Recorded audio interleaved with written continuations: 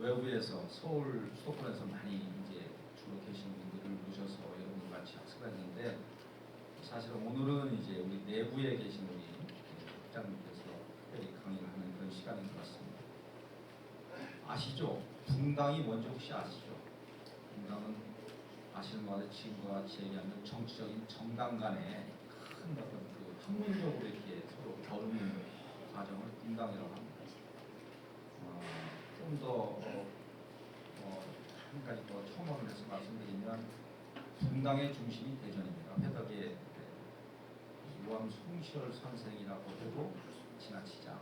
그때부터 이제 정치가 남인과 노론 중에서도 또 소론으로 나뉘고 북인과 서인으로 나뉘고 서로 학문적 방향에 따라서 충돌하면서 정치적인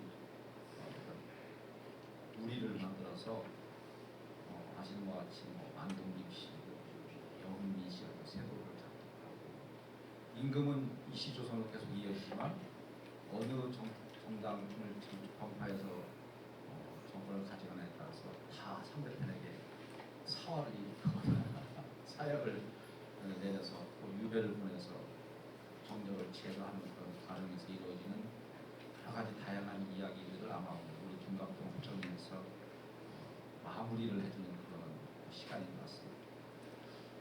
조금 더 일찍 시작해야 되는데 수강생들이 많이 와서 제가 여기까지 말씀을 드렸습니다. 자, 오늘 김갑동 국장님 여러분 마지막 강사를 모시겠습니다. 박수 환영해 주시기 바랍니다. 예, 반갑습니다. 제가 어찌어찌 하다가 마지막 강의를 이렇게 맡게 됐습니다. 뭐 솔직히 제 개인적인 견해로는 제 강의는 강의 맨 처음에 이렇게 해서 중간중간에 이제 정약용의 생애라든가 이런 거 나올 때 남인 뭐 또 시파 벽파 이런 얘기가 나오는데 노론소론도 나오고 그게 아시는 분은 뭐 잘 아실 테지만은 배운 지가 또 오래되고 그래가지고 왜 그렇게 그런 용어를 썼고 이게 무슨 뜻인가 하는 것을 모르는 분도 계셨을 것이다 그런 생각이 듭니다. 그런데 하여튼 여러 가지로 배치상 이제 맨 마지막에 정리하는 의미에서 이렇게 배치를 한 것 같습니다. 그래서 오늘 그 주제는 조선 시대의 붕당 정치 그리고 그 속에서의 다선 정약용에 대해서 말씀을 드리도록 하겠습니다. 우선 다산에 관한 시를 전번에 어느 분이 소개하신 것도 같아요. 그런데 시 중에서 저는 저 시가 제일 기억에 남고 마음에 들어요. 홀로 웃다. 저도 홀로 웃었다고 그랬죠 아까. 독소. 살림이 넉넉하여 양식 많은 집에는 자식이 귀하고, 자식이 귀해요. 또 자식이 많은 집에는 또 가난해요. 그래서 굶주려요. 또 벼슬이 높은 벼슬아치는 멍청해죠. 멍청한 면이 있어요. 재주 있는 인재는 또 잘 발탁이 안 돼요. 백이 없으니까. 조선시대나 지금이나 비슷한 그런 면이 있죠. 또 집안에 완전한 복을 그래서 갖춘 집이 드물고 지극한 돈은 항상 시대가 지나면 쇠퇴하기 마련이다. 그런 얘기입니다. 그러면서 부모가 절약하여 재산을 모으면 자식들이 또 방탕해가지고 다 없애버리고 그렇죠? 부자가 3대를 못 간다. 얘기가 있고 아내가 지혜로우면 남편은 바보 짓이에요. 부인이 돈을 잘 벌고 미장원이나 이런 거 하고 그러면 남편은 놀고 먹어. 또 보름달 떠서 보름달을 좀 이렇게 구경하려고 그러면 또 구름이 싹 껴서 보름달을 가린단 말이죠. 또 꽃이 활짝 피면 꽃을 좀 감상하라고 그러니까 바람이 막 불어가지고 꽃을 또 떨어뜨려요. 그래서 세상 일이란 다 그런 것이다. 음이 있으면 양이 있고 명이 있으면 암이 있다 그런 얘기죠.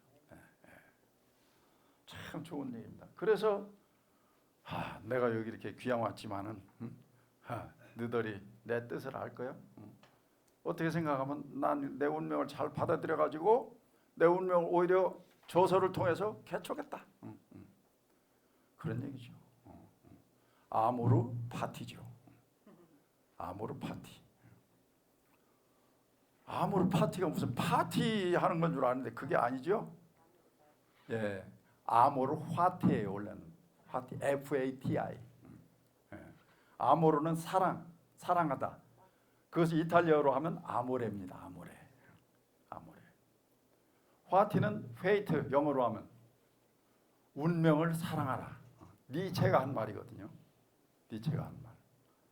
그걸 이제 F를 갖다가 피읍으로 발음하니까 파티가 되는데 실제는 화티죠. 화티. 자, 그렇게 해서 저 시를 아주 좋아하는데 참 가슴에 와닿는 그런 시라고 생각을 합니다. 자, 정약용의 저서에 대해서는 이미 많이 배웠죠. 배웠습니다. 사서 육경에 대해서 거의 뭐 다 주석을 달아놓고 뭐 그랬고, 또 홍역에 관한 의서 마과유통, 그 다음에 아방강력고 지리에 관한 거, 그 다음에 악서고전 음악에 관한 거, 이런 책도 있습니다. 그 밖에 한두 가지를 제가 더 첨언하면 심경미령 소학지연이라는 책도 썼어요. 원래 심경이라는 책이 있었는데 저기 제가 해놨죠. 송나라 때 진덕수라는 사람이 쓴 책이다. 그 심경을 자기 몰래 이렇게 실천을 해봤는지 몰라요. 그래서 심경을 읽으면서 몰래 경험한 것을 토대로 쓴 책, 그게 심경밀험입니다. 그리고 소학지연, 원래 소학이라는 책이 있었죠. 주자가 썼다고 하는데 실제는 뭐 다른 사람이 썼다고 그러지만 그 소학에 대해서 나름대로 격가지를 붙여놓은 그런 책, 가지지자를 써가지고 그래서 소학지연 이런 책도 있습니다. 그러면서 저렇게 써놨어요. 내가 곤궁하게 살면서 일이 없어 육경사서를 연구한 지가 오래되었다. 오래되었죠. 1815년이니까 1801년에 귀양 갔으니까 한 14, 15년 됐잖아요. 하나라도 얻은 것이 있으면 뽑아서 간직해 두었다. 이에 그 독실이 행할 방도를 추구해 보니 오직 소학과 심경, 이 두 경전 가운데에서 꽃을 피운 것이었다. 배운 자가 이 두 책에 마음을 기울이고 힘써 실천하여 소학으로서 그 밖을 다스리고 행동을 다스리고 심경으로 그 마음 안을 다스린다면 실로 현자, 현명한 사람이 되는 길이 열릴 것이다. 그런 말씀을 해놓으셨어요. 아주 좋은 말씀이라고 생각을 합니다. 자, 그 다음에 또 하나는 정약용의 저서 중에 여러분들이 잘 모를 수도 있는 저서를 한두 개 더 소개를 해드리겠습니다. 자, 아언각비라는 책이 있어요. 들어보셨어요? 아언각비. 우아한 말을 잘못 사용되고 있는 것을 깨닫게 해주는 책이다. 그런 뜻입니다. 자, 그러면 자기 남동생의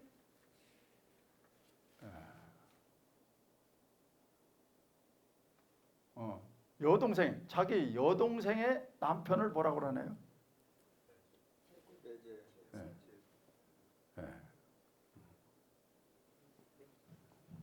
매제. 그런가요? 이게 아니고 제수 씨라고 그러죠. 아니, 자기 남동생의 부인이구나. 남동생의 부인. 남동생의 부인을 제수 씨라고도 하잖아요. 그런데 이 말은 잘못된 말이다. 왜냐? 제수라고 하는 숫자 자체가 형수 숫자예요. 저게 형수. 그러니까 자기 그보다 높은 학렬에 있는 사람의 부인, 그러니까 형님의 부인을 형수라고 하잖아요. 그래서 저 밑에 사람에 있는 그 자기 동생의 부인을 거기다가 제수란 말을 써서는 안 된다 그런 얘기예요. 그래서 제부라고 해야 된다. 그런 얘기입니다. 제부. 또 여자분이 자기 언니의 남편을 형부라고 하잖아요. 형부라고 하는데 그것도 잘못된 말이다. 형아우, 형제는 남자들한테 쓰는 말이고, 그러니까 언니하고 저 동생은 여자들끼리는 자매라고 그러죠. 자매. 그래서 자부라고 해야 된다 그런 얘기예요. 자부라고 해야 된다. 예를 들면 저렇게 조금 잘못 쓰고 있는 말들을 이렇게 지적을 해놓기도 했습니다. 자, 그다음에 또 이담속찬이라는 책도 썼어요. 이담속찬. 귀에서 귀로 이렇게 흘러다니는 말, 전해지는 말. 그게 뭐냐? 속담입니다. 속담에 대한 것을 자기가 계속해서 이렇게 다시 보충해서 편찬했다 그런 뜻입니다. 자, 그런데 이 속담을 참 정혁이 천재예요. 그 우리말의 그 속담을 다 한자를 빌려가지고 8글자로 다 해놨어요. 8글자로. 여러분들 한번 맞춰보시죠. 속담. 주원작청 야언서령. 뭘까요? 우리말 속담.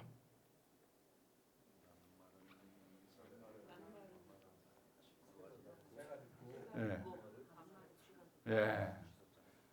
낱말은 새가 듣고 반말은 쥐가 듣는다는 말을 저렇게 8글자로 딱 했어요. 또 하나 보죠. 십작지목 망불전복. 자, 뭡니까? 예, 맞습니다.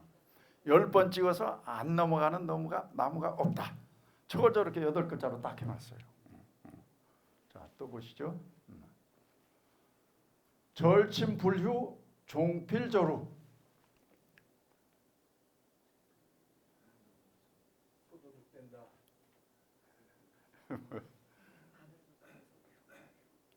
그렇습니다. 바늘도둑이 바늘을 훔치는 것이 쉼 없이 바늘을 훔치면 마침내는 뭐를 훔치게 되느냐? 소를 훔치게 된다 그런 얘기죠. 바늘도둑이 소도둑된다. 그 말을 저렇게 해놨어요. 또 보시죠. 일일지구 부지외호.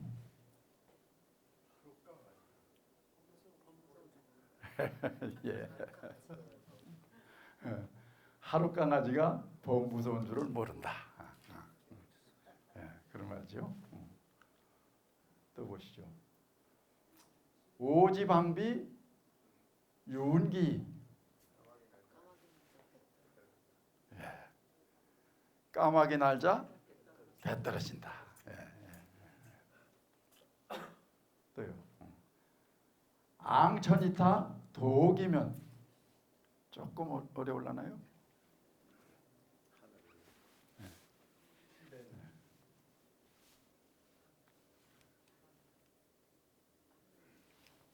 뭐죠?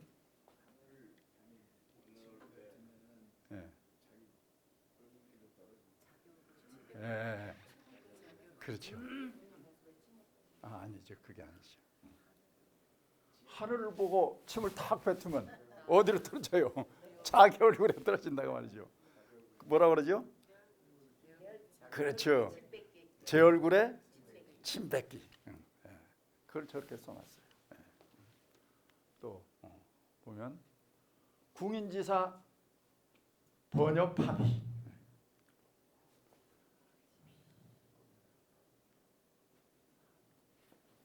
뭡니까?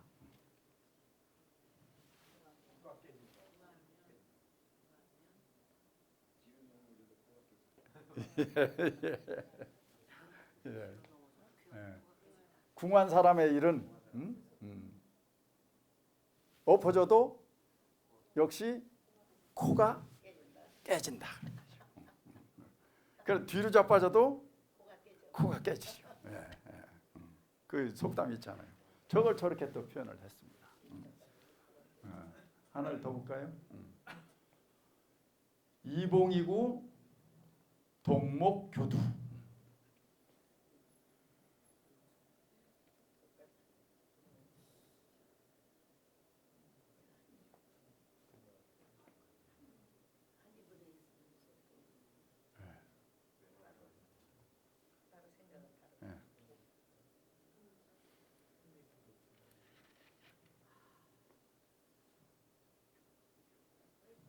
원수는 외나무 다리에서 만난다 하는 말을 저렇게 써놨습니다. 기발하죠? 기발합니다. 그런데 아마 다산 선생님이 저렇게 이제 8글자로 속담을 해놓은 것은 중국의 역사책이라든가 중국의 서적을 읽으면서 거기에서 힌트를 얻은 것이 아닌가, 저는 그렇게 생각을 합니다. 자, 중국에서 나온 그런 그 저기 중에 우리 요산요수라고 하잖아요. 요산요수. 그렇지만 실제 원문은 지자는 요수요, 인자는 요산이라 이렇게 되어 있습니다. 지혜로운 사람은 물을 좋아해요. 왜냐? 물은 막 이렇게 움직이잖아요. 휘돌아가기도 하고. 그래서 거기서 세상 일도 이렇게 막 돌아가는데 이때 어떻게 대처하느냐, 이런 지혜를 물에서 얻는다 그런 얘기죠. 또 인자한 사람은 산을 좋아합니다. 인자한 사람은 모든 사람을 다 품어줘요. 산은 모든 사람을 다 품어주잖아요. 너는 오지 마 이렇게 안 하죠. 그래서 요산요수가 저기에서 나온 말인데 논어에 저런 말이 나오죠. 그 다음에 도덕경에 보면은 천리지행 시어조카라는 말이 나옵니다. 무슨 얘기죠? 속담입니다. 그렇죠. 천리길도 한 걸음부터를 도덕경에 저렇게 써놨어요. 8글자로요. 8글자로. 또 보면은 저 잘 아시죠? 지피지기면 백전백승이라고 하지만은 원래는 원문에는 백승이 아니고 불태입니다. 백전불태. 적을 알고 나를 알면 100번 싸워도 위태롭지가 않게 된다 그런 얘기예요. 매번 다 이길 수는 없더라도 아주 위태롭게 되지는 않는다. 손자병법에 나오는 얘기죠. 그 다음에 왕후장상 영유종화. 무슨 뜻이요? 왕후장상이 어찌 따로 씨가 있느냐? 누구나 할 수 있다 그런 얘기죠. 사계에 나오는 말인데 저게 이제 진나라 말기에 진승 오광의 난이 있었는데 그 진승 이런 사람이 품팔이꾼 하면서 어렵게 살고 있었는데 징병이 된 거죠. 징병. 진시황이 다스리고 있는 그 시절에. 그런데 징병이 돼가지고 몇 월 며칠 몇 시까지 진나라 수도로 와라 했는데 물론 여러 사람이 다 징병이 된 거죠. 그 중에 한 사람이 진승이에요. 그런데 막 그냥 장맛비가 오고 그래가지고 중간에 행렬이 지체된 거죠. 그래서 몇 월 며칠 기한까지 못 가게 생겼어요. 진나라는 법과주의 아니에요. 법이 엄격합니다. 그래서 그때까지 못 오면은 처벌을 당하게 돼 있어요. 처형당하거나. 많은 사람들이 이거 우리 죽게 생겼다, 이거 어떻게 할 것이냐 웅성웅성하고 있으니까 그때 진승이란 사람이 나타나가지고 왕후장상이 영유종화라고 부르짖는 거예요. 저쪽에 중앙에 있는 이 사람들, 야 우리하고 뭐 똑같은 사람들이요. 그런데 저들은 명령을 내리고 우리는 거기에 복종해야 돼? 응?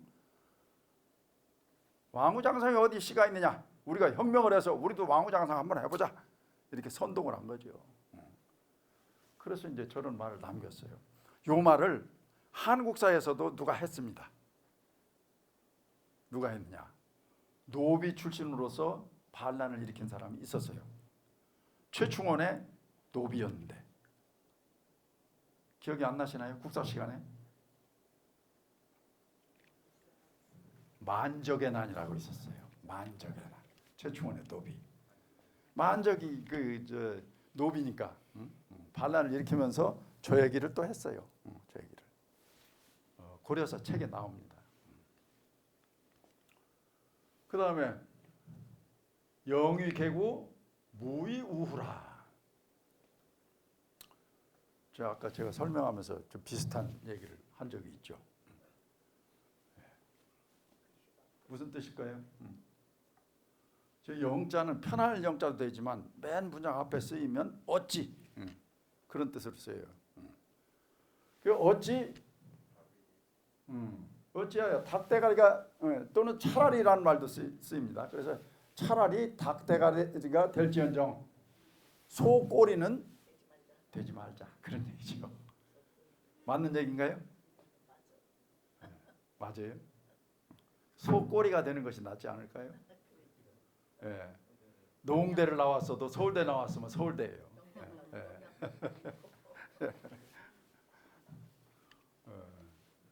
그래서 저거는 이제 사기에 나오는 말인데 진나라가 막 강성할 때 춘추전국 시대, 전국 시대에 나머지 나라들이 진나라를 어떻게 대처할 것인가?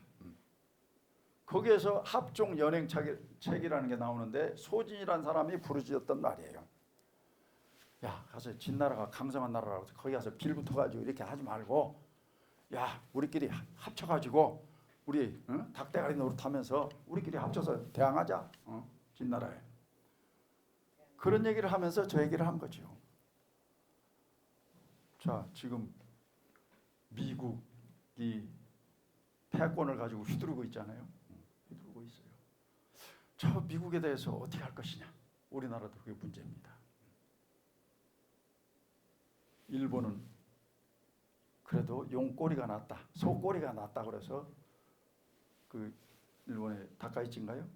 다카이치 총리가 가서 트럼프에 안기기도 하고 이러면서 그래 저 좀 잘 좀 봐주세요. 이런 식으로 하고 있어요. 살아남으려고. 우리는 그렇게는 안 하는 것 같아요. 그래서 이번에 대통령도 저기 유럽 갔죠. 유럽 가서 나토 국가 이런 사람들하고 얘기를 하면서 나름대로 우리 연합해가지고 힘을 길러서 미국 주들 마음대로 하지 못하게 하자. 이런 생각이 있는 거 아닌가? 그런 생각이 들어요. 저런 생각 때문에 그렇다 이렇게도 볼 수가 있습니다. 또 부득호열 부득호자. 우리말 속담이 많죠. 많이 있죠. 뭡니까? 예, 호랑이 굴에 들어가야 호랑이 새끼를 잡는다. 호랑이를 잡는다. 그런 얘기죠. 저건 이제 반초라는 사람이 서역을 정벌할 때 했던 말입니다. 서역을 정벌하러 선선국이라는 데를 갔는데 선선국에 흉노의 사신이 와 있었어요. 그때 흉노족은 북방에 세력 있는 집단이었거든요. 그래서 한나라도 흉노족 때문에 골치를 썩이는 그런 시점인데 선선국은 더 그렇죠. 그런데 이 선선국을 복속시키려면 우리가 선선국보다 더 강한 흉노족을 본때를 보여주는 게 좋겠다. 그렇게 생각을 해가지고 흉노족이 머물고 있는 사신관이죠. 사신 머무르는 숙소 거기를 반초라는 사람이 군사를 이끌고 가가지고 불을 지르고 나오는 사람들 다 죽여버렸어요. 그러면서 자, 우리는 저 흉노족 두려워하지 않고 이렇게 다 쓸어버리는 사람들이요. 너 선전국 한나라 우리한테 복속 안 할래? 꼼짝 못하고 복속을 하게 됐습니다. 그래서 반초라는 사람이 서역도호라는 직책에 오르게 돼요. 거기에서 나온 말입니다. 저런 데에서 힌트를 얻은 것이 아닌가 하는 이제 생각을 합니다. 그래서 시간을 그리고 이 다산 정약용 선생 얘기를 하면서 조금 여러분들이 오해를 하기 쉬운 것을 뭐 한두 가지 이렇게 말씀드립니다. 다산 정약용 선생님이 책을 500권을 썼다.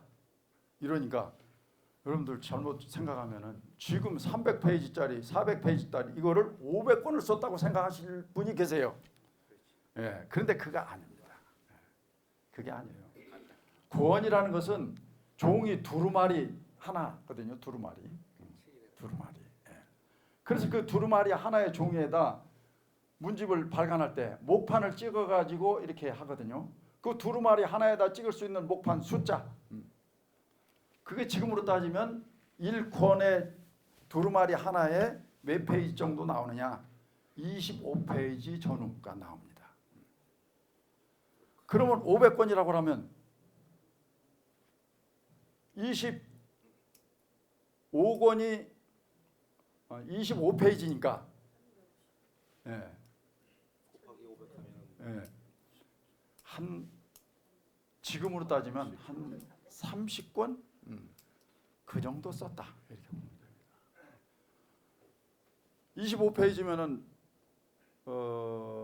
250페이지짜리 책도 별로 없거든요. 보통 300 내지 400페이지 되거든요 현재. 그러면 한 10권 이상 15권 정도가 현재 책 하나가 되는 겁니다. 그러면 한 30권 내지 30몇 권 그 정도가 되거든요. 그래서 그냥 현재 책 우리가 쓰는 책 500권을 저술했다 이렇게 생각하면 안 된다 그런 얘기입니다. 그래서 관직 하는 일도 없이 귀양 가가지고 책만 썼다 그러면은 18년 동안 또는 저 해배된 뒤에도 책을 썼으니까요.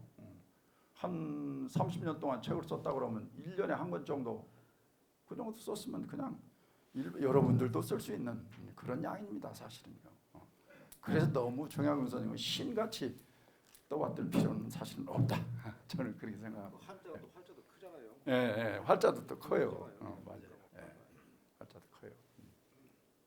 근데 이제 다 한자로 썼기 때문에 그것을 한글로 이제 번역하면 이제 분량이 좀 늘어나죠. 그런 게 있습니다. 예. 그다음에 여유당이라는 말 뭐 다 그 전에 들으셨죠? 왜 여유당이라고 했느냐? 더블 여자거든요. 그래서 우리가 겨울에 이제 얼음이 살짝 얼은 연못을 이렇게 건너갈 때는 절대 혼자 가서는 안 된다 그런 얘기죠. 여러 사람이 가야 혹시 빠지더라도 구해주잖아요. 그래서 우리가 정치를 할 때도 자기 혼자 똑똑한 척하면 안 된다 그 말이죠. 자기를 따르는 무리들이 있어야 돼요. 같이 갈 수 있는 사람들이 있어야 힘을 발휘할 수 있습니다. 또 유는 뭐냐? 원숭이 유자거든요. 원숭이가 의심이 많아요. 의심이 많아서 항상 어디를 갈 때 앞뒤 이렇게 살짝 사방을 둘러보고 그 다음에 어디를 건너가거나 어디로 갑니다.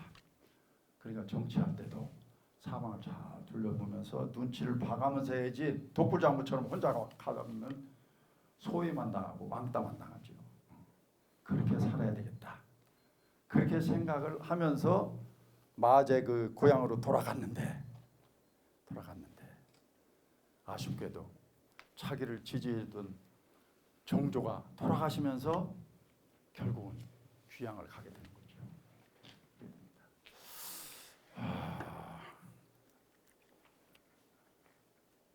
조금 쉬었다 할까요? 그냥 할까요? 그냥 해요? 예, 예, 그냥 하겠습니다. 그래서 이게 여유당전서인데 저게 현재 책으로 하면 37책이 된다 그런 얘기죠. 그래서 37권 정도 쓰셨다 이렇게 생각하시면 되겠습니다.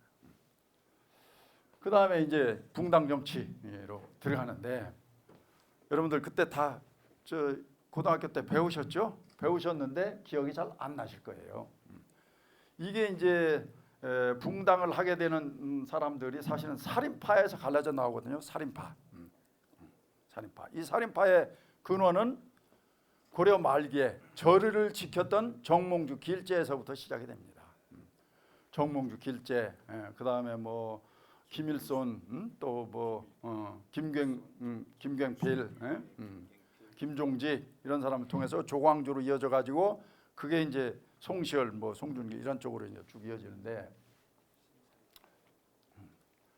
자, 이 살인파들이 처음에는 조선에 나는 출사 안 한다 이렇게 했다가 그렇게 했다가 나중에 이제 먹고 살기도 어렵고 또 새로운 왕조가 들어선 지 오래되니까 조금씩 관직에 나아가기 시작합니다. 그런데 이미 관직에 높은 관직을 차지하고 있던 훈구파들이 못 오게 자꾸 하는 거죠. 인간은 그런 게 있죠. 자기가 올라온 사다리를 발로 걷어차는 거죠. 못 올라오겠다는 사람들. 그렇게 하면서 소위 살인파들을 배척한다고 할까, 처형하는 그런 여러 가지 사태가 벌어지는데, 그게 바로 사화라는 거죠. 사화. 4대 사화. 무갑기을, 그렇게 외웠습니다. 저희 그전에 무갑기을, 무사화, 갑자사화, 을사사화, 기묘사화, 을사사화, 이렇게 해요. 그러다가 선조 때 되면은 이 살인파가 거의 정계를 차지하게 돼요. 차지하게 되면서 그 자체 내에서 분열되기 시작한 거예요. 그래서 이 살인파들이 동인하고 서인으로 분열이 돼요. 동인하고 서인으로 분열이 된다. 그리고 동인에서 남인하고 북인이 갈라지게 돼요. 동인에서. 그러니까 다선 정약용 선생이 남인 계열이라고 그랬잖아요. 그러면 크게 보면 동인에 속한다 그런 얘기예요. 동인에 속한다. 그래서 이 동인들, 이 남인과 북인으로 갈라졌지만 대체적으로 선조 때라든가 그때쯤에는 동인들이 정권을 잡고 있었어요. 그러다가 거기에서 특히 북인에서 대북 소북이 또 갈라져요. 대북 소북이. 광해군 지지파하고 영창대군 지지파가 갈라지게 된단 말이죠. 그렇게 하다가 소위 중종 반정이 일어나잖아요. 중종 반정. 아니 중종 반정이 아니고 인조 반정. 인조 반정이 일어나면서 전국이 확 바뀌게 되죠. 그러면서 서인이 집권을 한단 말이죠. 서인이 집권을 하면서 그 뒤에 서인 계열에서 노론 소론이 갈라지게 돼요. 노론 소론. 자, 이런 대체적인 그런 개념을 머릿속에다 집어넣고, 동인 서인으로 갈라졌는데 동인 계열에서 남인 북인이 갈라지고 북인에서 대북 소북이 갈라졌다. 그리고 서인이 인조 반정으로 집권을 하면서 이 사람들이 나중에 노론과 소론으로 갈라지게 됐다. 요 정도는 머릿속에 넣고 당시를 이해해야 이해가 갑니다. 그리고 나중에 영정조 때 가면 이제 당파를 가리지 않고 인재를 등용하겠다. 그래서 탕평책을 쓰다가 사도세자의 죽음을 계기로 해서 시파하고 벽파로 또 갈라지게 됩니다. 자, 우선 그렇게 그 정도 알아두시고, 자, 그러면 오늘의 핵심 주제는 뭐냐? 이렇게 붕당이 이렇게 갈라지게 된 원인은 어디에 있느냐? 그런 얘기입니다. 원인은 어디에 있느냐? 첫째는 살인파들이 꿈꾸던 왕도 정치에 있습니다. 왕도 정치.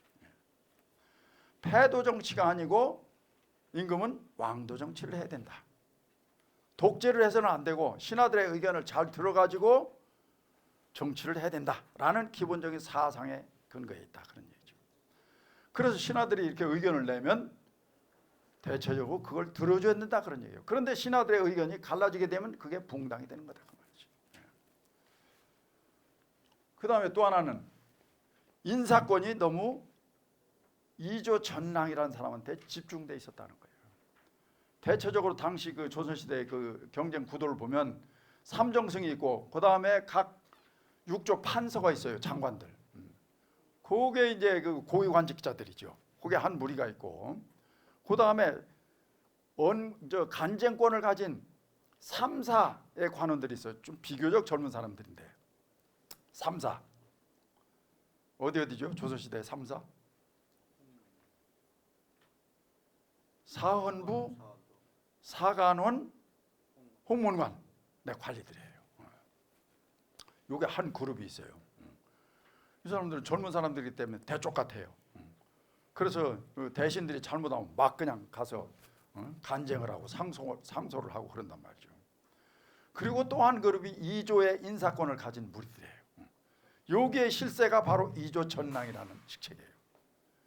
요 세 개의 그룹이 서로 견제와 균형을 이루면서 이게 정치가 됐는데 조금 지나면서 3사에 근무하는 사람들의 인사권을 이조 전랑한테 준 거예요. 그러면서 균형이 무너진 거죠. 무너졌어요. 그래서 이조 전랑이 어느 파에서 이조 전랑을 하느냐에 따라서 이 파가 득세하기도 하고 저 파가 득세하기도 하고 이런 상태가 벌어졌단 말이죠. 또 하나는 서원입니다. 서원. 이렇게 막 당파를 나눠서 싸우다가 패배하면 지방으로 내려가 가지고 자기 제자들을 길러요. 자기의 사상을 주입시켜. 그래가지고 이 사람들 제자들을 또 관직에 진출해서 자기 뜻을 펴게 만드는 그런 상황이 된 거죠. 그래서 숙종 때쯤에 보면은 숙종이라는 왕대 지방의 서원이 300개 이상이나 설치됐단 말이죠. 그때. 그때가 당쟁이 제일 심했다 이렇게도 볼 수가 있습니다. 그런 원인이 있다 그런 얘기고. 그 다음에 두 번째는 이 붕당 정치. 보통 우리는 그 전에 당쟁이라고 배웠죠. 당쟁. 당쟁은 과연 조선을 망하게 한 원인인가? 일본 사람들이 식민 통치를 하면서 그렇게 가르쳤어요. 조선 사람들 너네들은 뭉칠 줄을 모른다.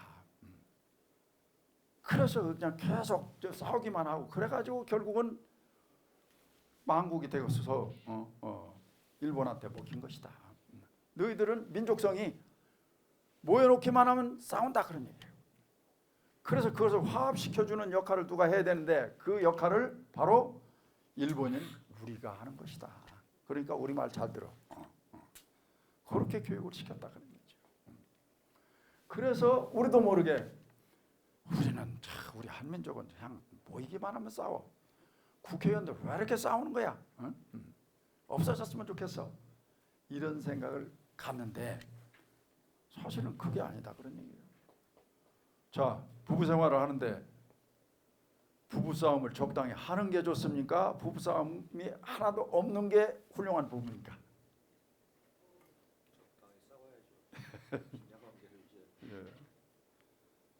적당히 싸우는 게 좋다는 겁니다. 적당히 너무 심하게 싸우면 안 되고.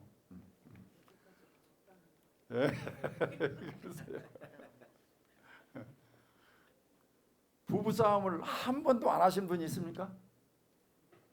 부부 생활하면서 저는 없으리라고 생각합니다.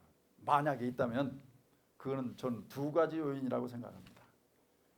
하나는 한 사람이 완전히 희생을 하든지 아니면 서로 아무런 감정이 없든지 무관심하든지 둘 중에 하나인데 그 둘 다 사실은 바람직한 건 아니죠. 적당히 싸우는 게 활력이 있고 좋다는 겁니다. 그러니까 적당히 싸우십시오. 그래서 이제 그런 일본 사람들은 그렇게 당쟁이라고 표현을 해가지고 이걸 망국의 원인으로 생각을 하지만 다르게 볼 필요가 있다. 현대 정당 정치의 효시라고 볼 수 있다. 그런 의미에서 일본 사람들에서는 당쟁이라는 것을 쓰지 말고 붕당이라는 말을 쓰자. 그런 얘기입니다. 그래서 저도 붕당이라고 쓴 겁니다. 사실은. 그래서 당나라 이전까지만 해도 사실은 한당 시대만 해도 신하들이 당을 이루어 가지고 싸우는 것은 안 된다 이런 생각을 갖고 있었어요. 그런데 송나라 때 구양수라는 사람이 나와가지고 아니다. 뜻을 같이 하는 사람들끼리 토론하고 하는 것이 뭐가 나쁜 것이냐. 그런데 당파를 이루는 것은 좋지만 소인의 당이 되어서는 안 되고 군자의 당이 되어야 된다. 그런 얘기였습니다. 자, 그러면서 또 군자의 당이 되려면 어떻게 해야 되느냐. 정권이 바뀌더라도 절대 복수를 해서는 안 된다. 그런 얘기죠. 우리 당이 바뀌면 조금 많은 사람들이 권력을 내려놔야 되죠.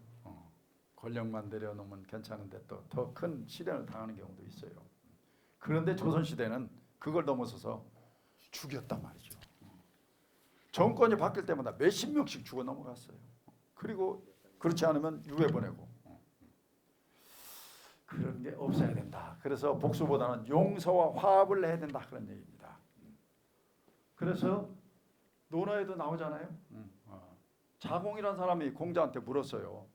공자님, 한마디로 제가 평생토록 종신토록 행해야 될 그런 말이 있다면 한마디로 좀 말씀 좀 해주세요.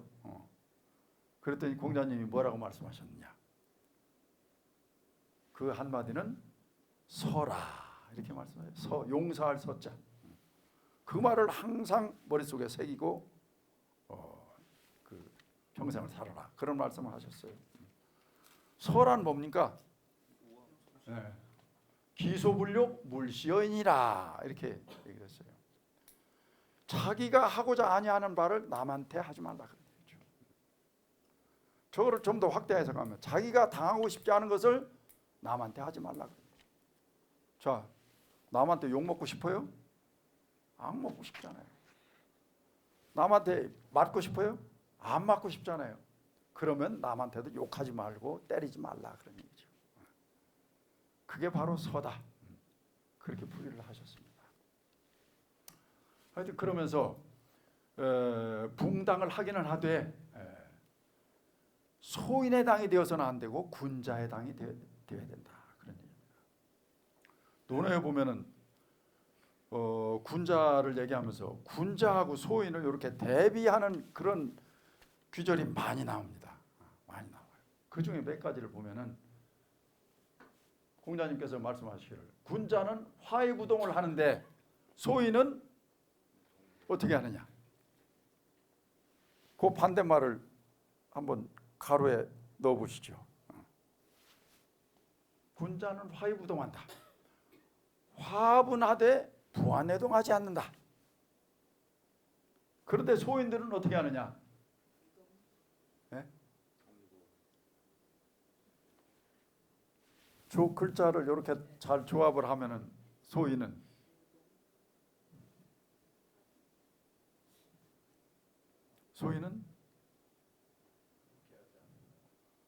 동이불화한다 그런 얘기예요. 동이불화. 부안해동하면서 화합하지를 않는다 그런 얘기예요. 소인은 이해관계에 따라서 요리 붙었다 조리 붙었다 그런단 말이죠. 소인들은 그런 사람들이 모인 당은 안 된다 그런 얘기죠. 그 다음에 또 공자님이 말씀하시기를 군자는 주의불비라. 사람들을 두루 사귀고 두루 포용을 해요. 그렇지만 파당을 짓지 않는다 그 말이죠. 파당을 짓지 않아요. 그런데 소인은 어떻게 됐습니까? 저 반대말. 앞에 문장하고 구조가 똑같아요. 네. 소인은 비이불주한다. 비이불주. 편당, 패거리를 짓되 두루 사귀지를 않는다 그러죠. 두루 사귀지를 않는다. 포용력이 없다. 그런 사람들이 모인 당은 안 된다. 그런 얘기. 또 뭐 여러 가지가 있습니다만 하나를 더 하면은 군자는 군자, 구적이. 군자는 뭔가 과오가 있고 허물이 있을 때 그것을 누구한테서 구합니까? 누구 탓이라고 생각해요? 그렇죠. 자기 탓이라고 생각을 합니다. 그 허물이나 과오를 자기에게서 구합니다. 소인은 그렇죠. 남의 탓을 합니다. 그래서 저기는 소인은 구저인이다. 사람인자예요. 사람인. 이게 사람인자인데 대개 문장에서는 대개 타인이라는 말로 많이 쓰입니다. 타인. 다른 사람한테서 구한다. 좋은 말이죠. 제가 저 원광대학교 처음 갔는데 부총장님이 이렇게 부르시더니 뭐 선물 하나 이렇게 딱 줘요. 우리 학교에 와서 고맙다고 그러면서 뭘 줬느냐 보니까 접시 하나를 이렇게 주시더라고요. 그런데 그 접시에 뭐라고 써 있느냐? 내 덕 내 탓. 그렇게 네 글자가 딱 써 있어요. 예, 내 덕 내 탓. 그러니까 잘 되면은 당신 덕분에 잘 됐어. 예, 그렇죠. 잘못된 거는 다 내 탓이요. 천주교에서 그런 운동 하시죠. 내 탓이요. 예. 예. 아, 예, 예. 아주 그 말이 너무 좋아가지고 벌써 30년도 넘었는데 그 접시를 제가 거의 간직하고 있습니다. 예. 그 보니까 또 논어에도 딱 나와요. 또 그런 말이. 예. 그런 당이 돼야 된다. 그런 얘기입니다. 자, 그 다음에 그러면 정약용은 왜 유배를 가게 되었느냐? 왜 유배를 가게 되었느냐? 예, 천주교 때문에 그렇다. 천주교를 믿어서 그렇다. 그런데 사상의 자유가 있는데 왜 천주교 믿었다고 그걸 이렇게 내치고 그럽니까? 당파 싸움하고 관련이 있다 그런 얘기죠. 소수파였던 남인이었기 때문에 그렇다. 주류파였던 서인이나 노론에 속했으면 귀 안 갔겠죠. 네, 맞습니다. 또 하나는 남인이었잖아요. 그런데 남인의 영수가 누구냐? 최재공이라는 사람이에요. 최재공. 충청도 출신입니다. 저 사람. 청양 출신이에요. 네, 청양 출신입니다. 그런데 최재공이 그 영조 때부터 관직에 진출해가지고 부승지, 도승지를 했는데 그때 사도세자가 폐세자가 될 뻔했어요. 그런데 저분이 막아줬어요. 그런데 저분이 어머니 상을 당했어요. 모친상을 당해서 고향으로 3년상을 하러 내려간 사이에 그 사이에 사도세자가 죽음을 당한 거예요. 그래서 최재공이 중앙에 있었으면 사도세자가 안 죽었을지도 모른다. 그런 얘기 이제 하는 거죠. 그런데 저 최재공이 1789년에 돌아가셨어요. 정조가 승하하기 1년 전에 돌아가셔서 남인의 영수 역할을 하던 정약용의 후원자가 돌아가셨단 말이죠. 그리고 또 1년 뒤에 또 정조가 또 돌아가셨어요. 정약용의 지지대가 다 없어진 거예요. 그래서 결국 귀향을 가게 된다. 이렇게 볼 수가 있고 또 이제 저런 정조가 죽으면서 시파하고 벽파가 있는데 시파하고 벽파가 어떻게 틀린가 아시나요? 자, 사도세자가 뒤주에서 죽었잖아요. 잘 죽었나요? 아니면 불쌍하게 죽었나요? 불쌍하게 죽었어요. 네. 네. 불쌍하게 죽었다고 생각하는 파가 시파입니다. 네, 시파. 근데 걔는 원래 망나니 짓하고 말이야. 세자로서의 자격이 없어. 잘 죽었어. 하는 파가 벽파입니다. 자격없어가 아니라 그 죽게끔 막 몰아넣는 거죠. 예, 하여튼요. 그러니까 세자 자격이 원래 없는 사람이다 이 사람은. 예. 그렇게 생각하는 파가 벽파예요. 근데 정조 때까지만 해도 사도세자가 정조의 아버지였으니까 어느 파가 득세했겠어요? 시파가 득세했죠. 시파. 너무 불쌍하게 죽었다 하는 파가. 그런데 정조가 죽고 나서 순조가 죽게 하면서는 파가 바뀌었단 말이죠. 벽파가 득세를 하면서 시파에 속했던 이 정약용이 또 귀향을 가게 된다. 그런 얘기입니다.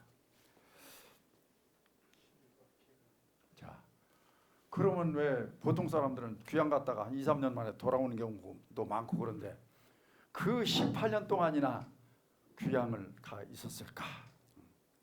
그런 의문이 듭니다. 18년 적은 세월이 아니죠.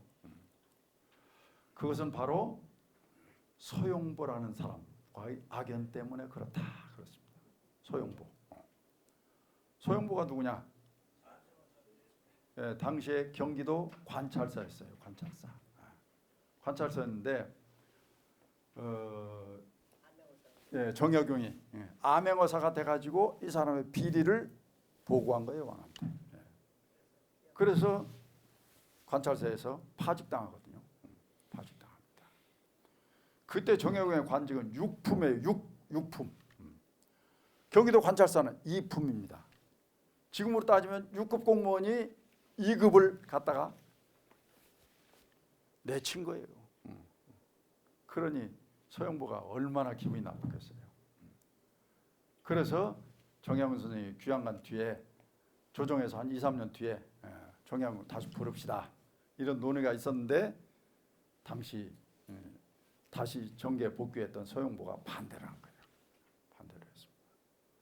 그리고 나중에 해배된 뒤에 유배지에서 돌아온 뒤에도 정계에서 다시 쓰자 정약용을 그렇게 했는데 당시 영의정 벼슬에 있던 저 서영보가 또 반대를 한 거예요. 그래서 해배된 뒤에도 관직에 나가지 못했잖아요. 사람과의 한 그 악연이 한번 이렇게 되면은 인생이 상당히 꼬일 수도 있다. 그래서 될 수 있으면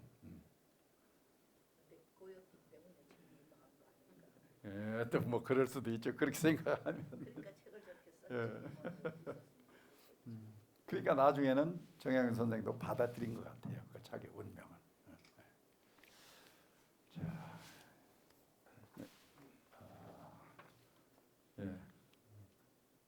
그래서 악연을 만들지 말아야 되는데 요 그러면 몇 가지만 이제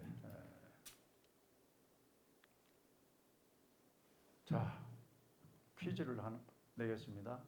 셋 중에서 누가 가장 힘들겠습니까? 누가 가장 힘들까요?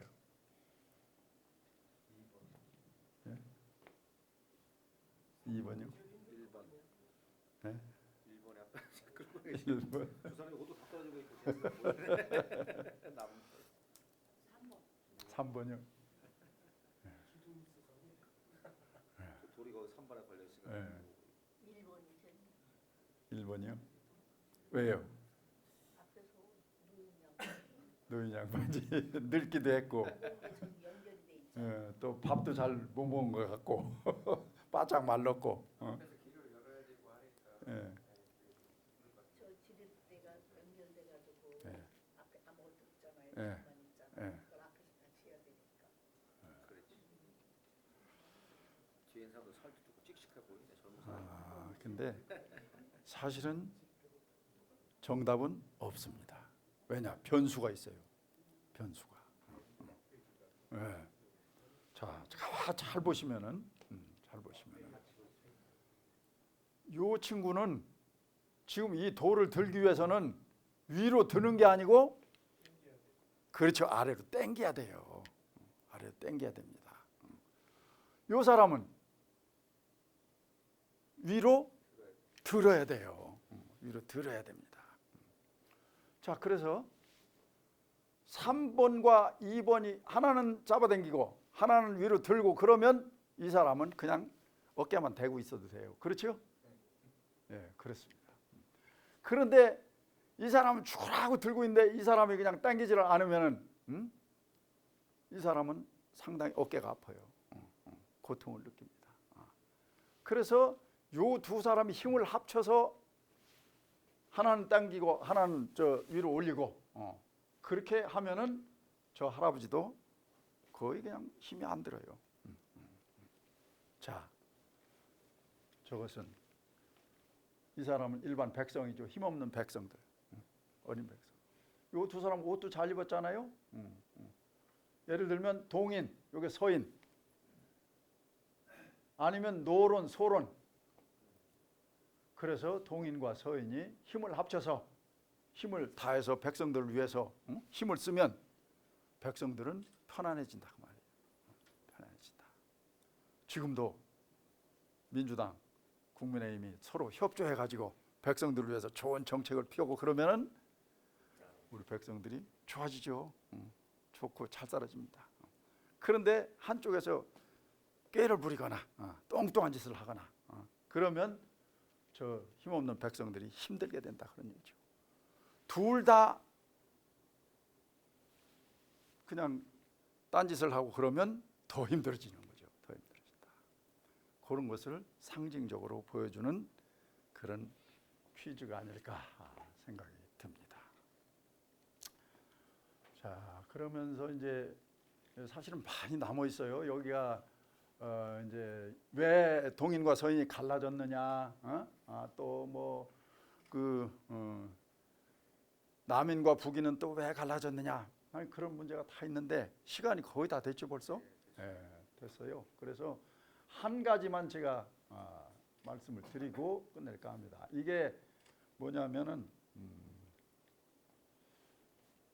노론과 소론, 서인 내부에서 노론과 소론이 갈라지는데 왜 노론과 소론이 갈라지느냐? 그 단초가 된 것이 윤휴라는 사람의 경전 해석 문제예요. 윤휴. 윤휴가 이제 남인계열인데 이 양반이 사서삼경 그 중에서 중용에 대해서 주자가 해석해 놓은 것을 이건 틀린 것 같은데, 그래서 자기 나름대로 해석을 해서 주석서를 냈단 말이죠. 그랬더니 우암 송시열 선생이 저 버릇없는 말이야. 나같이 공부 많이 한 사람도 주자의 설에 대해서 이의제기를 안 하는데 공부를 네가 얼마 했으면 얼마나 했어? 응? 어떻게 네가 건방지게 주자의 설에 대해서 이의를 제기해? 윤휴가 우암 선생보다 10년 밑에예요. 그러니까 10년 공부를 덜 했겠죠. 그렇게 해서 막 공격을 해가지고 저놈은 사문난적이다 이렇게 공격을 한 거예요. 그런데 같은 서인이지만 윤선거 또는 명제 윤중 이런 사람들은 선생님이 너무하신 거 아니야? 응? 아니 뭐 주자가 신인가? 응? 중국 사람이라고 해서 그렇게 그냥 이의제기를 하면 안 된다고 그렇게 말씀하시는 건 조금 지나치지 않나? 이런 생각을 갖고 계셨단 말이죠. 그러면서 그게 나중에 갈라지게 된 원인이 됐습니다. 자, 그런 중에 저도 이제 논어를 읽으면서 저도 논어 뭐 해석본도 있어요. 물론 있지만 우선 저는 한문을 먼저 읽어서 저 나름대로 해석해 본 뒤에 그 다음에 해석본을 봐요. 솔직히. 그런데 저 나름대로 해석을 하다가 나는 이렇게 해석을 했는데 나중에 보니까 해석을 저렇게 해석을 했더라고요. 그래서 이상하다. 왜 이렇게 해석을 했지 하는 구절이 몇 군데 있는데 그 중에 한 구절이 여기입니다. 여기 보면은 자로가 성인이란 어떤 사람입니까? 이렇게 공자한테 물어요. 성인은 단순히 나이가 많은 사람이 아니고 말 그대로 못된 사람은 성인이 아니고 된 사람이 성인이에요. 된 사람이란 사람은 어떤 사람이냐라고 물었어요. 그랬더니 장무 중에 지혜, 그리고 공작이라는 사람의 욕심 없음, 그 다음에 변장자의 용기, 염구의 또 기회, 그것을 다 갖추고 거기에다가 예와 악을 또 더 겸했다면 그런 사람이 성이라 할 수 있다. 그렇게 공자가 대답한 거예요. 그러면서 또 그런데 옛날에는 그런 사람이 성인이었는데 지금의 성인은 굳이 뭐 그럴 필요가 있겠느냐? 그러면서 견리사의 견의수명 구요불망 평생지연 역가이위 성인이라 이렇게 했어요. 이익을 보면은 의를 생각하고 이게 옳은가 안 옳은가, 이익을 추구할 때 그거를 반드시 따져야 되고, 또 위험한 순간을 보면 목숨을 바쳐서 구해내야 돼요. 그 다음에 요기, 요 밑줄 친 요기가 문제예요.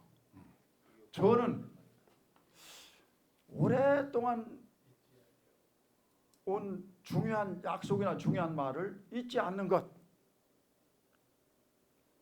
이것을 앞에 거하고 같이 견리사의 견의수명 구요불망 요 세 가지를 평생의 말로, 평생 지켜야 할 말로 삼는다면 역시 된 사람이 아니겠는가.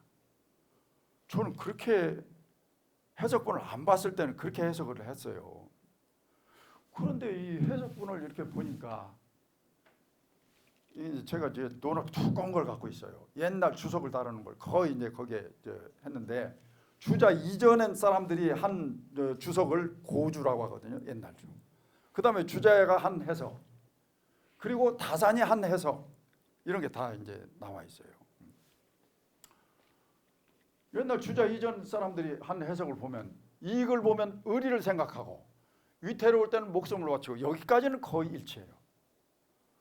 근데 평생을 갖다가 저쪽 평생 있죠. 평생지연. 요거를 소시적으로 해석을 해가지고 옛날 어렸을 때 약속일지라도 잊지 않는다면 또한 성인이 될 수 있다. 이렇게 해석을 했고 주자는 또 어떻게 생각했느냐. 뭐 앞에는 다 갖고 옛 약속을 평생을 또 평소라고 해석을 했어요. 평소에 잊지 않는다면 성인이라고 할 수 있다. 그런데 또 다사는 그렇게 또 거기서 조금 더 나가가지고 이익을 보면 의를 생각하고 위태로울 때는 목숨을 바치고 오랜 약속일지라도 평소 그 말을 잊지 않는다면 또한 성인이 될 수 있다. 그래서 청렴하고 용기가 있고 신의가 있는 사람, 이 사람이 성인이다. 이렇게 해석을 했어요.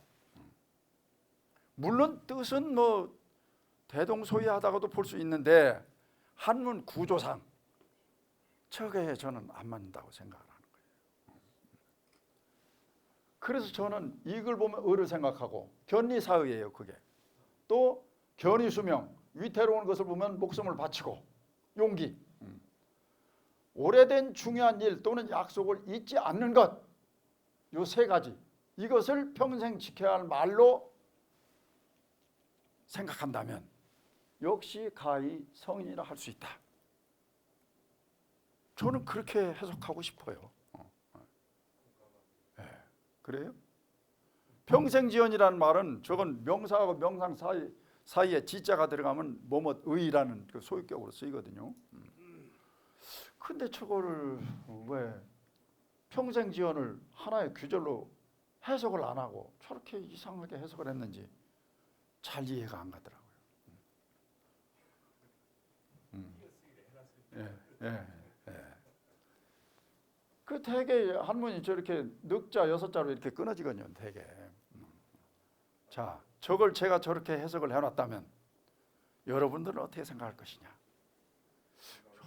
당신이 한문학자요. 한문을 뭐 논어를 얼마나 공부했어? 또 공부한 사람들은 유학하는 분들은 당신 좀 건방진 거 아니야? 이렇게 생각할 수도 있지만 아니요 또 그 듣고 보니까 그것도 일리가 있는데요? 라고 생각할 수도 있다 그런 얘기예요. 그런 생각의 차이가 바로 당파로 연결이 됐다 그런 얘기예요. 저게 이제 한 예를 들은 겁니다. 윤유가 저렇게 색다르게 해석을 했으면 좀 그렇게 생각할 수도 있는데 그렇게 긍정적으로 생각하면 괜찮은데 건방진 놈 네가 알면 얼마나 안다고 그렇게 다른 해석을 하고 그래? 응? 너 어림도 없어 넌. 응? 그런 생각의 차이에서 노론과 소론이 갈라지기 시작했어요.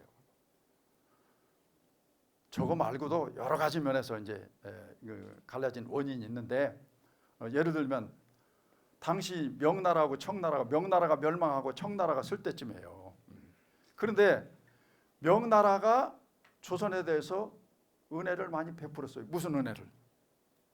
임진왜란 때 구원군을 보내줘가지고 왜군이 물러나게 됐거든요. 그런 측면도 상당히 있습니다. 그건 사실이에요. 그때 도와준 명나라의 은혜를 평생 잊어서는 안 된다 라고 우암 선생은 생각을 했어요. 그런데 우암 선생의 제자였던 명제 윤정 선생은 아니 선생님 말씀도 일리는 있지만 이미 명나라는 멸망했고 청나라가 이렇게 서서 있는데 청나라도 대국인데 우리가 저 쟤들 적대시하지 말고 뭔가 거기서 배워가지고 우리 조선을 조금 더 부강하게 하거나 그러면 그게 더 실익을 찾는 것이 낫지 않을까? 이렇게 생각을 한 거죠. 그런 생각의 차이. 지금도 마찬가지입니다. 미국이 6.25 때 우리를 도와줬잖아요. 그 도와준 것을 평생 잊지 말아야 됩니까? 잊지 말아야죠, 물론. 잊지 말아야 돼요. 그러면 미국이 싫어하는 중국과는 평생 적대적으로 적대시해야 되나? 예, 그러니까 그런 생각의 차이입니다. 예. 실익을 찾을 것이냐, 명분과 의리를 찾을 것이냐, 그런 얘기죠. 예. 그런 데에서 생각의 차이 충분히 있을 수 있는 얘기죠. 예나 지금이나 과학은 발달했지만 인간의 생각은 비슷하다 그런 얘기입니다. 그런 생각의 차이 때문에 당파가 갈라졌기 때문에 왜 그렇게 그런 걸 갖고 별거 아닌 것 갖고 싸우느냐 그렇게 생각해서는 안 된다 그런 얘기예요. 지금도 그런 그 생각의 차이는 마찬가지다 그런 얘기죠. 그런 많은 생각을 서로 하면서 논쟁도 하고 그러면서 해법을 찾아 나가는 거죠. 그렇기 때문에 붕당, 당쟁이라는 것은 망국의 원인이 아니고 오히려 우리를 한 단계 더 발전시킬 수 있는 그런 영양소가 될 수도 있다. 그런 얘기입니다. 그래서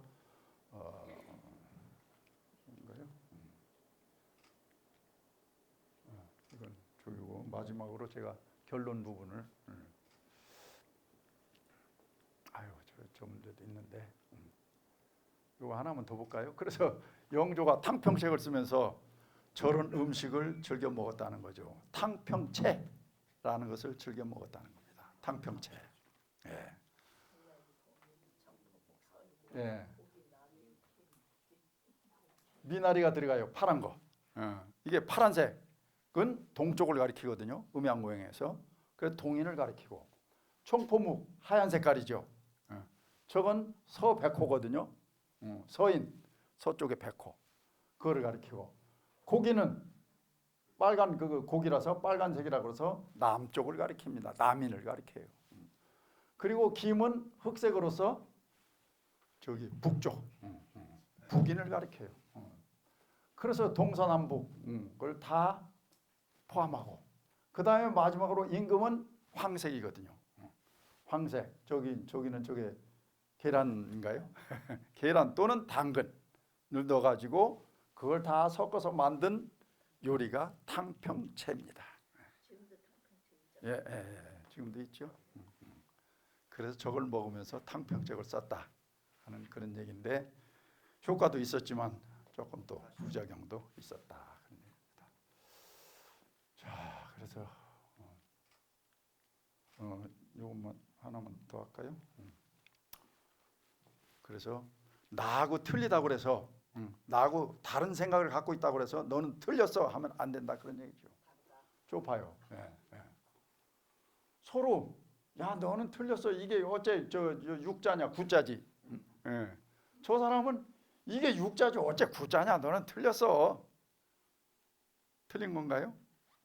보는 위치에 따라서 다른 거죠. 다른 겁니다. 이거 하나만 더 볼까요? 저기 저 가운데 있는 게 뭡니까? 저게 우송대예요? 이응 시옷 디귿인데요? 그런데 깜짝 놀랐어요 제가. 서울의 연세대학교 교수가 대전을 놀러 왔어요. 그래서 제가 저기 도청을 가가지고 이렇게 딱 보니까 저게 딱 보여요. 우리 학교 홍보 간판이 왜 여기 와 있지? 그 얘기를 하는 거예요. 그래서 저는 당연히 우송대라고 생각을 했는데 그 사람은 연세대라고 생각을 하는 거예요. 저거를. 자, 그러니까요. 저게 또 전주에 있었으면 그렇죠. 우송대라고 생각할 거 아니에요. 그러니까 사람이 보는 위치에 따라서 달라진다 그런 얘기예요. 그러니까 그러면 연세대라고 한 사람은 틀렸나요? 맞은 거죠. 그렇게 생각할 수도 있다는 거예요. 그러니까 항상 그렇게 생각할 수도 있구나 하는 상대방을 인정해준 그런 태도가 필요하다 그런 얘기입니다. 그래서 결론적으로는 비판을 통한 대안 제시는 서로 하되 비판하는 건 되지만 비난해서는 안 되고 비판과 비난은 틀리다 그런 얘기죠. 나는 맞고 너는 틀리다라는 생각은 지양해야 한다. 또 그래서 다수결로 결론이 내려지면 따라야 한다 그 말이죠. 민주주의는 따라야 한단 말이에요. 그러나 다른 소수의 의견도 존중해줘야 된다. 존중해줘야 된다. 그런 얘기고. 그래서 결과적으로는 자신들의 이해관계만 따지는 소인의 당이 되어서는 안 되고 용서와 화합을 추구하는 군자의 당이 되어야 된다. 현대 우리의 정당도. 그렇게 된다면 다산 선생님의 말씀처럼 신아지구방 우리의 옛날 나라가 새롭게 돼가지고 개혁이 돼가지고 세계 1등 국민 1등 국가가 될 것이 아닌가 우리나라가 라는 말씀을 드리면서 오늘 강의를 마치겠습니다. 고맙습니다. 학장님, 여기 한 가지 질문해도 혹시 되겠습니까? 네. 이렇게 학장님 지금까지 걸어온 길을 처음에 이렇게 말씀 들으면서 아 너무 진짜 대단하시다, 공부적이 너무 많다 이런 생각을 했고요. 그리고 제가 그 아까 뭐 역사적인 인물 중에 라이벌 관계 이런 거 이제 표현을 하시는데 학장님께서 이렇게 생각하시는 그런 뭐 흠모하거나 이렇게 따르고 싶어하는 그런 역사적인 인물이 어떤 분이신가? 그리고 우리가 이게 다산 아카데미가 거의 목민관의 자세 내지는 어떻게 보면 지도자의 길에 계신 분들이 여기 많이 수강하고 계신데 그렇죠. 그 다산 아카데미를 수강하면서 어떤 거를 갖다가 저희들이 좀 배우고 익혀서 좀 사회에 널리 이롭게 했으면 좋겠는가 뭐 이런 바람이 있으실 거 아니에요? 네. 두 가지만 좀 말씀해 주시면 감사하겠습니다. 저는 라이벌을 이렇게 다루면서 저는 바람직하지 못한 인물들도 상당히 많지만 그런 라이벌도 많지만 우리가 배워야 할 그런 라이벌은 대체적으로 이황과 이 나이 차이가 상당히 나는데도 불구하고 서로를 존중해줬어요. 교류도 하고 생각은 좀 달랐지만 그런 분. 또 옛날에 그 원효 스님하고 의상 스님이 있어요. 두 분들도 생각이 달랐죠. 생각이 다르고 또 구도하는 방법도 다르고 하나는 또 중국에 갔고 하나는 또 국내에 머물렀고 그랬지만 끝까지 서로를 존중해줬어요. 존중해줬던 거죠. 도반으로서의 지위를 잃지 않았다 하는 그런 측면에서 상당히 우리가 모델로 삼아야 될 그런 인물이 아닌가 그런 생각이 있고 또 하여튼 이번 그 강의를 통해서 다산 선생님이 꿈꾸었던 그런 그 세상 중에서 많이 강조했지만은 청렴 그리고 공념 나 혼자만 청렴해서는 안 된다. 같이 청렴해야 된다 하는 그런 그 생각 그리고 뭔가 새롭게 개혁을 하면서 또 모든 그 교훈이나 모델을 다산 선생님도 그랬어요. 너무 외국 것만 중국 것만 배우려고 하지 말고 또 뭐 다른 것만 배우려고 하지 뭐 우리 안에서 해답을 찾는 것이 제일 좋은 것이다. 그런 말씀도 하셨어요. 그래서 진리는 먼데 있지 않습니다. 가까이 있어요. 가까이. 그런 것을 좀 배워야 되지 않을까 그런 생각을 합니다. 네, 고맙습니다. 네. 도다리 눈은 어느 쪽에 붙어 있나요? 이쪽에요. 네, 좌광 우도라고 해서 좌측과 우측의 도다리하고 광어는 각각 방향을 달리하고 있습니다. 근데 일반 고기는 양쪽 눈이 다 달려 있는데 도다리는 항상 한쪽만 보고 광어는 또 늘 한쪽 눈 가지고 한쪽 면만 볼 것입니다. 백호 윤효 선생이 그렇게 얘기했지 않습니까? 왜 사문난적이라고 세석을 달리하는 것으로 인정하면 되지 왜 나 죽이느냐 하면서 사회를 받으면서 마지막 한 말도 있고요. 결리 사이 견위 수명이라는 얘기는 안중근 의사가 마지막에 그 말을 했습니다. 근데 고주와 주자와 그리고 다산과 내가 생각하는 것이 시대적으로 다 다르듯이 시대 차이의 생각을 우리가 또 바꿔갈 필요는 있겠다 하는 생각을 갖습니다. 지금까지 말씀한 것 중에서 이제 마무리 시간에서 우리 김갑동 교수님께서 시대적인 배경과 함께 그 요약을 전체적으로 정리해주면서 다산학당이 공부한 대강의 문제를 앞으로 사회에서 어떻게 활용할 것인가에 대한 문제도 굉장히 유연성 있게 또 입장에 따라서 달리 해석하는 부분도 우리 사회의 다양성과 같이 서로 연결시켜서 활동하고 해석하는 것도 매우 유용하다. 왜냐하면 지금은 굉장히 그 다각화, 다양화된 시기화 속에서 자기 이기주의는 가지고만 갈 수 없는 것이기 때문에 이타적인 그런 생각을 같이 결합해서 우리가 사회 협력적, 환경적 측면에서 어떤 거버넌스적으로 접근하는 것이 결국은 민주적인 어떤 의사결정이고 또 참여적 의사결정을 통해서 선진화하는 게 매우 중요하다는 점에서 민주화와 선진화가 같이 병행이 돼야지 민주화만 가지고 돼서는 안 된다. 선진화가 뒷받침됐을 때 건강한 민주화가 이루어질 수 있다는 그런 걸 생각합니다. 아무튼 오늘 6시 반에 시작해서 쉬는 시간 없이 지금까지 왔는데요. 어서 오늘 모든 다산학당의 국이 그 수강의 프로그램 모두 마치도록 하겠습니다. 다시 한번 우리 김갑동 교수님께 국내 박수 한번 해주시고요.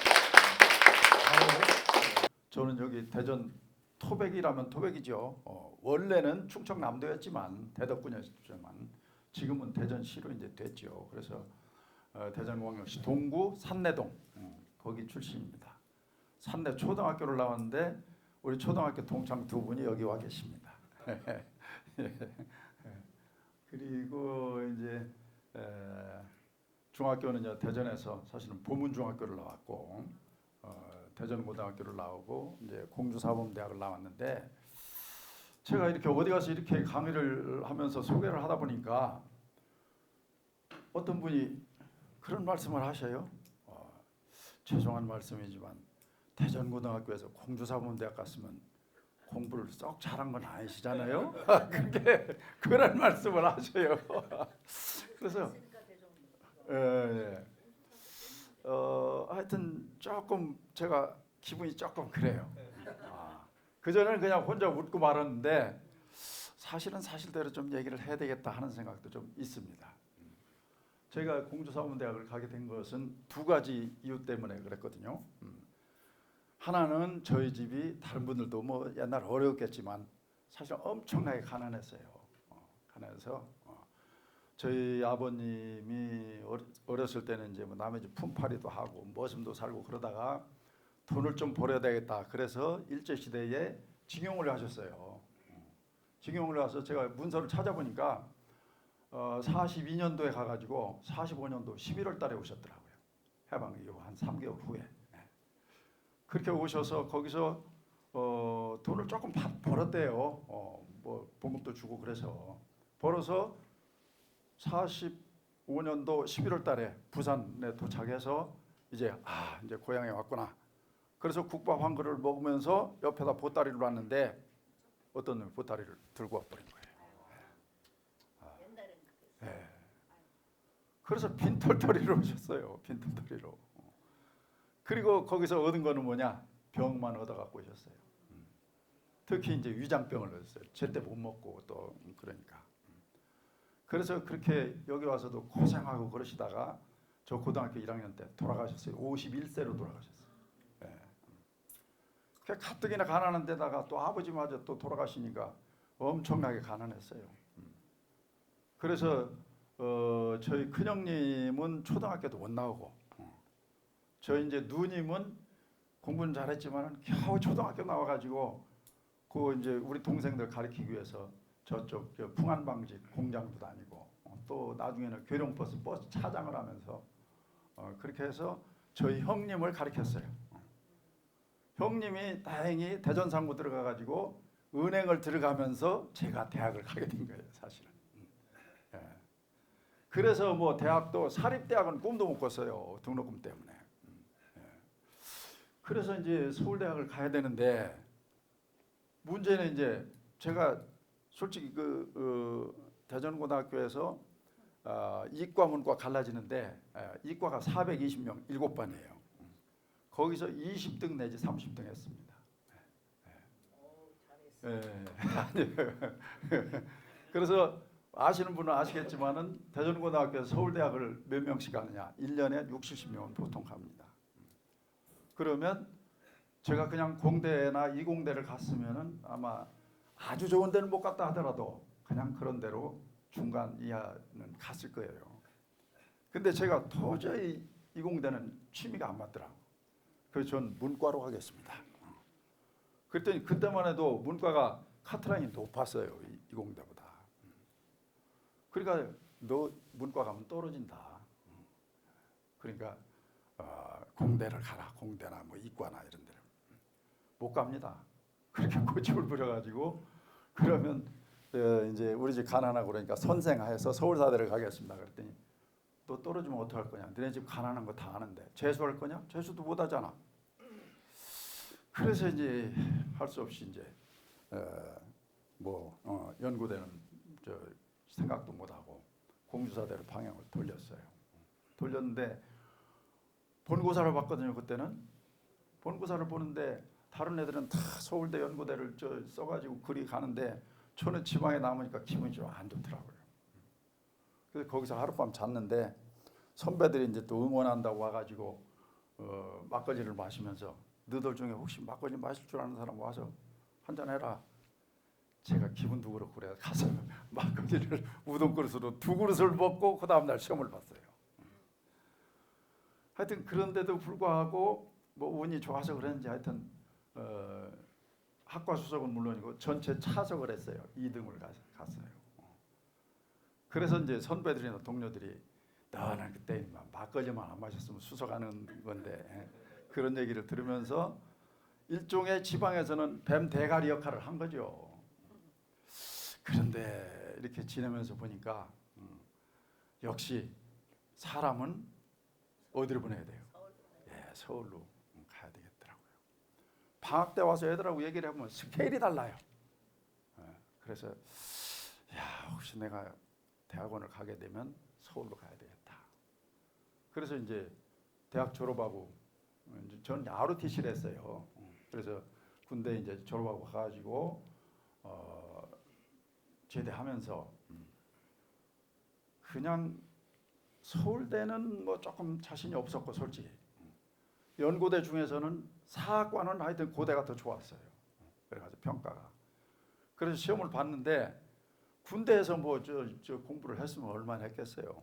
당연히 떨어질 것이다 생각을 하고 떨어지면은 1년 동안 선생을 해가지고 돈을 벌어서 가야 되겠다 이렇게 이제 계산을 하고 시험을 제대한 지 2주일 만에 봤는데 덜컥 붙어버렸어요.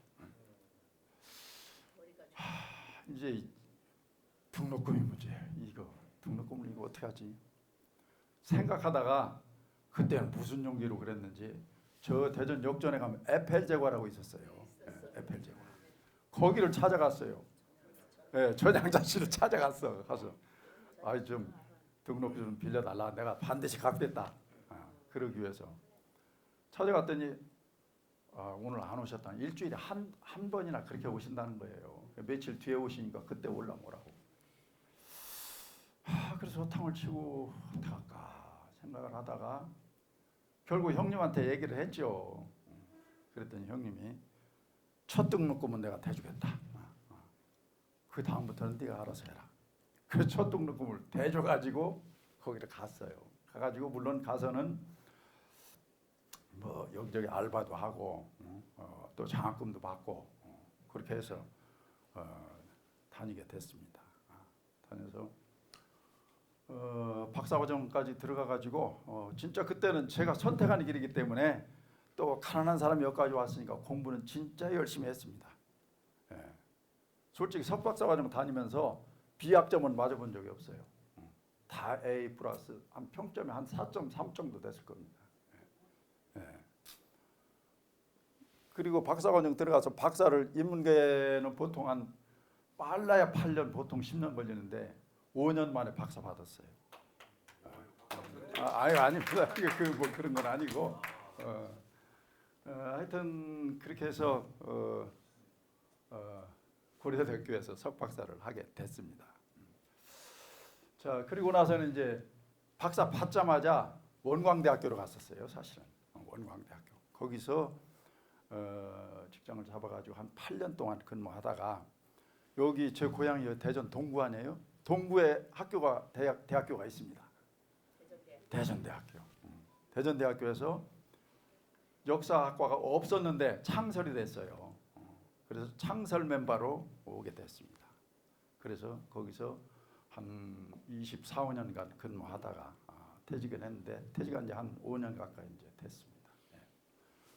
그런 말씀을 드리고 거기서 이제 물론 뭐 도서관장, 박물관장, 학장 이런 걸 했고 또 교육부에도 역사교육 심의위원을 좀 했고 그 다음에 제가 전공은 중세사예요. 통일신라 고려시대를 주로 전공했거든요. 그렇게 해서 그 사람들의 전국적인 모임인 중세사학교 회장도 하고, 그 다음에 출제를 제가 많이 다녔어요. 수능 출제, 그 다음에 임용고사 출제. 전번 주에 이모 교수 왔었죠? 이모 교수가 제가 거기서 출제위원장 할 때 출제위원으로 제가 데리고 있었다면 이상하지만 근데 저보다 한 10년 후배니까 같이 이렇게 출제하고 했던 그런 기억이 있습니다. 뭐 교과서 심의위원도 하고 그렇게 해서 여기 학교에 있으면서 공부는 진짜 열심히 했어요. 그래서 저서가 단독 저서만 해도 한 16, 17권 됩니다. 그리고 공동 저서까지 합치면 한 80권 정도 되더라고요. 그렇게 해서 책을 썼는데 대표적인 책들이 이제 몇 개만 저기다 써놨습니다. 저게 박사학위 논문이거든요. 첫 번째가 남한여초 신라말 고려 초기라는 얘기거든요. 신라말 고려 초기의 호족과 사회 변동 연구라는 책이 박사학위 논문인데 저거를 이제 뭐 잘 썼다고 그랬는지 고려대학교 민족문화연구소라고 있어요. 그거를 청록파 시인 조지훈 선생이 설립한 연구소거든요. 거기서 출판 지원금이라고 그럴까 장학금이죠 일종의 500만 원을 받고 거기서 출간을 했습니다 제가. 그 책이고 그 다음에 제가 이제 연구를 하면서 두 가지를 염두에 뒀어요. 물론 이제 교수로서 연구도 열심히 해야 되지만 이 한국사를 어떻게 내가 연구를 할 것인가. 한국사의 대중화, 학자들만의 전유물이 돼서는 안 된다 하는 생각을 갖고 있었고 또 하나는 한국사의 세계화, 이런 이제 두 가지 목표를 제가 세워가지고 했는데 그래서 전공 서적뿐만이 아니고 일반인들이 읽을 수 있는 책들을 몇 권 썼습니다. 그 중에 하나가 주제별로 본 한국 역사라는 책이고 그 다음에 태조왕건이라는 책을 또 썼어요. 태조왕건 저거는 그 출판사에서 여기까지 쫓아왔어요. 학교까지. 그래서 이 책을 좀 써달라. 당신이 전공자니까. 그래서 그냥 쭉 저걸 썼죠. 써서 출간을 했는데 저게 출간한 지 한 6개월 뒤에 태조왕건 드라마를 하더라고요. 아마 제 생각에는 이 사람이 어디서 그 드라마를 한다는 것을 듣고 온 것 같기도 해요. 저는 전혀 몰랐는데. 그래서 그때 책이 상당히 많이 팔렸어요. 사실은. 많이 팔리고 인문학부나 뭐 베스트셀러 2위까지인가 올라가고 막 하여튼 그랬었는데 그러면서 태조왕건 그 드라마 할 때 제가 자문도 해주고 또 뭐 그 사람들이 또 와서 얘기하면 제가 뭐 어떻게 도움도 주고 그랬던 기억이 있습니다. 그 다음에가 이제 옛사람 72인에게 지혜를 구하다. 그리고 고려전기 정치사. 또 교수하면서 제가 그 중국에 교환 교수로 한 1년 있었어요. 심천이라는 데 가보셨나요? 심천이요? 네, 네. 홍콩 옆에. 네, 홍콩 옆에. 경제 특구죠. 원래는 거기가 어촌이었었는데 덩샤오핑 등수평이죠. 등수평이 경제 특구로 개발하면서 엄청나게 커졌어요. 지금은 인구 1000만이 넘었을 거예요. 예. 제가 있을 때만 해도 한 500만 이상 됐었는데 예. 거기 심천대학에 가서 한 1년 동안 한국어를 제가 가르치고 낮에는 중국어를 제가 배우고 이렇게 한 1년 동안 거기 있었는데 거기 있으면서 겪었던 일 또 뭐 중국에 간다는 역사, 중국의 문화 이런 걸 써가지고 중국 산책이라는 책을 썼습니다. 그리고 라이벌 한국사 우리 저 한성일 이사님께서 이렇게 신문에 내주셨더라고요. 그래서 잘 소개를 해주셔서 감사를 드리고 같은 시대에 살았는데도 불구하고 왜 다른 길을 갔는가? 그 궁금해지더라고요. 역사를 공부하면서. 그래서 이제 그런 사람들을 탐구한 거죠. 예를 들면 정몽주 그러면 누가 생각납니까? 같은 유학자지만 다른 길을 간 그렇죠. 정도전이 생각나고 또 임진왜란 때 이순신 그러면 또 이순신 때문에 역적처럼 취급되온 원균이라는 사람이 또 있고 또 왕건 시대에도 왕건의 또 라이벌이었다고 하는 후백제를 건국한 견훤 그런 사람도 있죠. 하여튼 이렇게 해서 한 24명 정도의 인물을 추려가지고 책으로 냈습니다. 그게 라이벌 한국사고 그리고 고려 후삼국 통일과 후백제 저거는 이제 전문 서적이에요. 논문을 모아놓은 것이고 왜 왕건의 부인은 29명일까? 왕건의 부인이 한국 역사상 최고 많을 거예요. 29명. 근데 왜 부인이 29명이나 됐을까 하는 것을 이렇게 책으로 쓴 것도 있고 또 왜 이성계는 위화도에서 군대를 돌렸을까? 항상 역사도 그렇지만 학문은 왜라는 질문에 답해야 된다 그런 얘기죠. 그래서 그런 책도 썼고 또 뭐 그다음에 제가 이제 대전 대학으로 오면서 또 제가 그 대전 사람 충청도 사람 아니에요. 그래서 충청도의 역사에 대해서 좀 알아야 되겠다 하는 생각을 갖고 있었는데 마침 대전일보에서 거기에 대해서 좀 써달라고 그러더라고요. 그래서 한 9개월 동안인가 대전일보에다 연재를 했는데 그 연재를 한 것에다가 제가 또 덧붙이고 그래서 충청의 얼을 찾아서라는 그런 또 책을 냈습니다. 그리고 나중에는 이제 고려시대에서 개론, 고려시대의 개설서도 하나 썼고 또 뭐 고려 토속신앙 그래서 성황신앙, 무속신앙 이런 것을 하나 또 좀 썼고 저게 이제 고려태조 왕건 정권이라는 책은 제가 퇴직하면서 제가 왕건에 대한 책을 많이 썼잖아요. 서너 권 썼잖아요. 요것의 총완결판이다 할 수 있는 그런 책을 좀 썼고 그 뒤에 또 고려의 임금 중에서 또 관심 있었던 고려 현종 어린 시절에 고아가 돼서 그 역경을 헤치고 왕이 돼서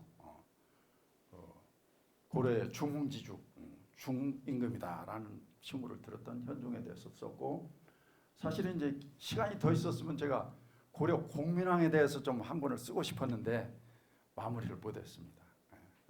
그렇게 해서 책을 이렇게 썼다 하는 말씀을 드리고.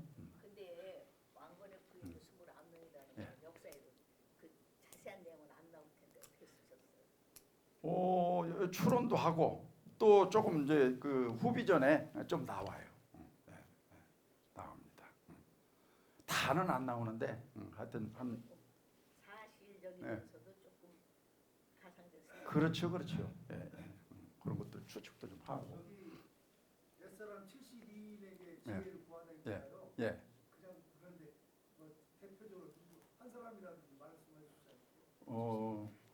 72인 많죠. 예를 들면 뭐 최치원, 최은휘, 그다음에 또 뭐 서희, 또 우암 송시열, 뭐 아까 얘기한 대로 명제균증 많이 있습니다. 고대에서부터 현대까지 이렇게 이광수, 홍명희 같은 사람도 나오고. 한번 저기를 쳐가지고 인터넷에 쳐보면은 목차도 다 나오고 있습니다. 자, 그 다음은 요게 이제 처음에 제 박사학위 논문인데 고려대학교 민족문화연구소라고 써 있죠. 처음 책을 낸 거죠. 1990년도에. 그리고 요 태조 왕건인데